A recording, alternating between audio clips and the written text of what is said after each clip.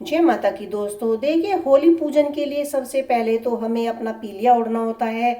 तो देखिए, पीलिया ओढ़कर ही होली पूजन किया जाता है। तो हमारे यहाँ पर सभी पीलिया ओढ़ लेते हैं। होली पूजन की थाली लेकर हम होली पूजने के लिए चलते हैं।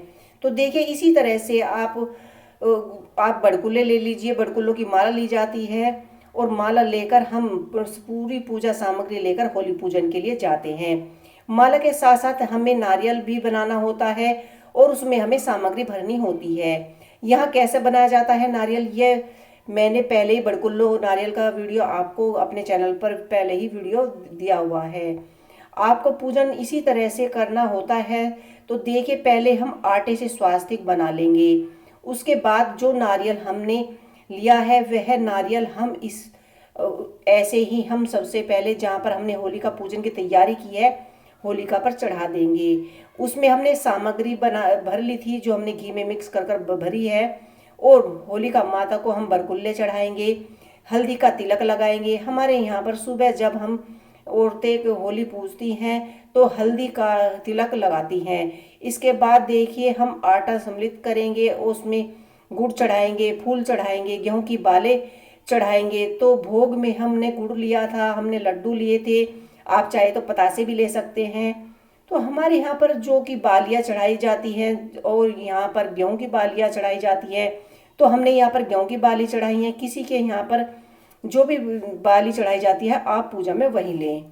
और देखिए, इसके बाद हम दक्षिणा चढ़ाना ना भूलें। यहाँ पर आप खुले सिक्के चढ़ाएं, क्योंकि अगर हम कागज के पैसे चढ़ाएंगे तो वे जलते हैं।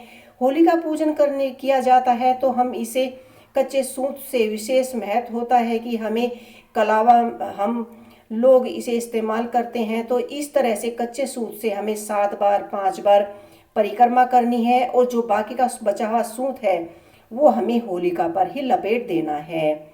ऐसे ही फ्री छोड़ देना है 5 या 7 बार। आप चाहे तो अब कच्चे सूत से परिक्रमा पूरी हो गई है तो आप परिक्रमा करने का रिवाज भी होता है। लेकिन अगर आपके यहाँ पर परिक्रमा नहीं होती है तो आप ऐसे ही कच्चा सूत चढ़ा सकते हैं।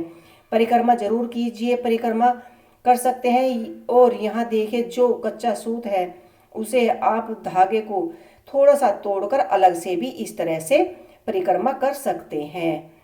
अगर किसी के यहाँ पर रिवाज होता है, अगर आप छोड़ते हैं या आपको नहीं छोड़ना है तो आप किसी कुंवारी कन्या के हाथ से भी इसको तुड़वा सकते हैं।